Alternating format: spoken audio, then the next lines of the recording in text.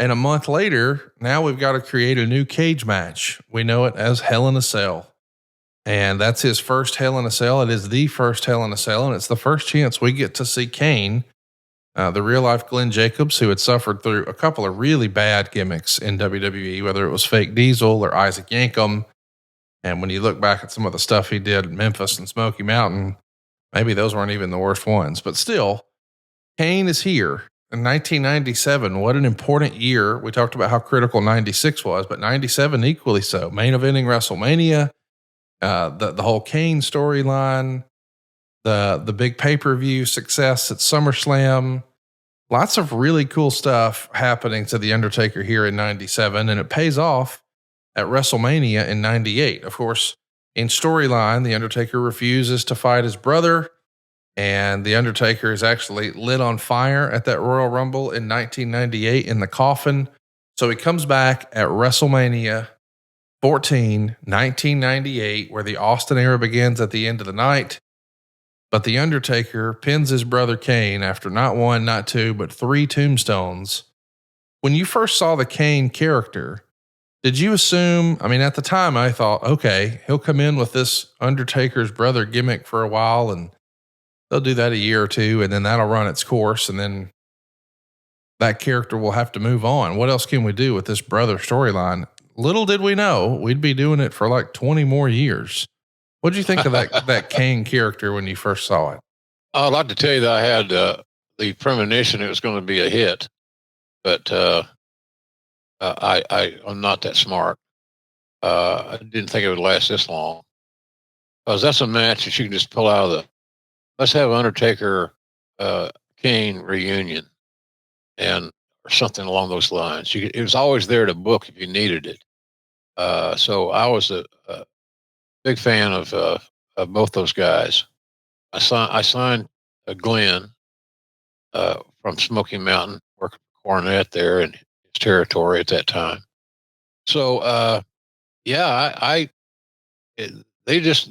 had great chemistry. They had great feel for each other. They had respect for each other. They liked each other. And Taker was kind enough to give of himself to Glenn. Because Glenn was a guy that can't replicate those guys. You can't manufacture those guys. He's an athletic big man. And, Glenn was close to 7 feet tall, as we all know. He was 300 pounds, as we all know. But he was very athletic. He was a college athlete. He didn't have 2 left feet. He was just really, really, really good on his feet. He's athletic, agile, coordinated.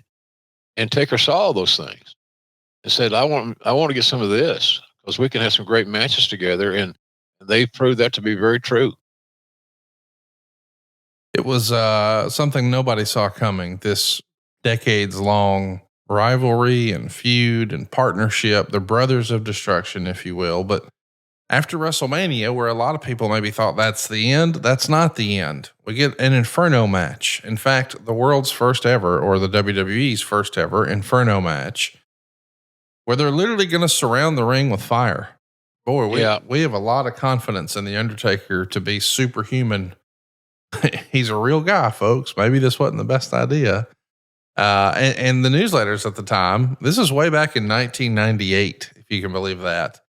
Dave Meltzer was saying, these injuries have piled up so much on Mark Calloway that he's going to have to be seriously considering retirement.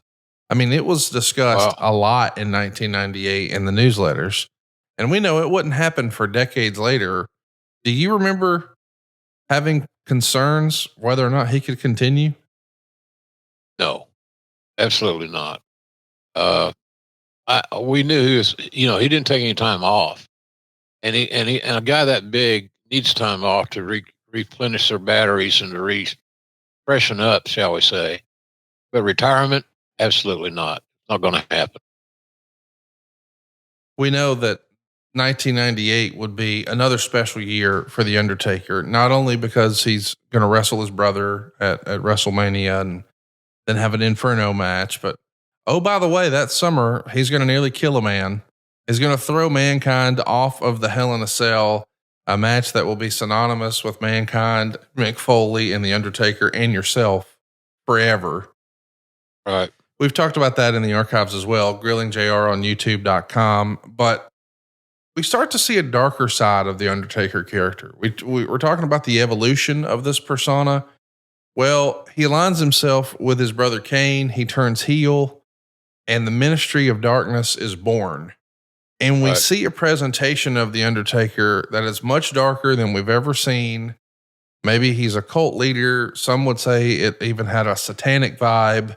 I know there was some controversy around this presentation of the character and even him having the giant Undertaker symbol where we would strap Stephanie and McMahon and then later Stone Cold. And fans online would say, oh, he crucified him. And of course, Michael Cole would clarify, no, it's a symbol on commentary.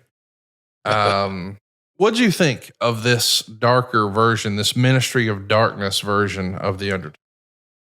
Well, it became new, Conrad. It became new again. And that's, again, one of our issues that we talk about is, can talents continue to reinvent themselves? Taker could do that, and he did that.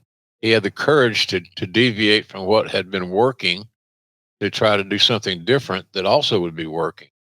And so he had the courage to do that. A lot of talents don't. They find that comfort zone and they stay in it. And that's a kiss of death for a pro wrestler. You got to continue to change your game. And Taker was willing to do that and do it successfully. So I was always in a wait and see thing with some of this supernatural stuff. It admittingly was not my cup of tea as a broadcaster, but I've always believed that if you can put it on the monitor, I can call it. That's my take on it. You know, it sounds egocentric, but pro wrestling's not that complicated. And so Taker was creating some personal issues and teaming with his brother was impressive as hell. They looked great together. It was a tremendous addition to what we were doing. So I was all for it and happy to do the wait and see, because heretofore all the wait and sees have paid off, and this one was no exception. I really enjoyed some of this Attitude Era stuff, but this Ministry of Darkness version of the Undertaker was just not for me. And some of the stuff got a little silly, like when he gets the big baby face Stone Cold Steve Austin, and they're threatening to embalm him. Maybe that's a little silly for me, but what do you know? Eventually, we get a buried alive match at Rock Bottom with Stone Cold. It's December of 1998. We're gonna kidnap him. The giant version of the symbol, threaten to embalm him. Lots of heat around it all. Eventually, it dies down. We back off it a little bit.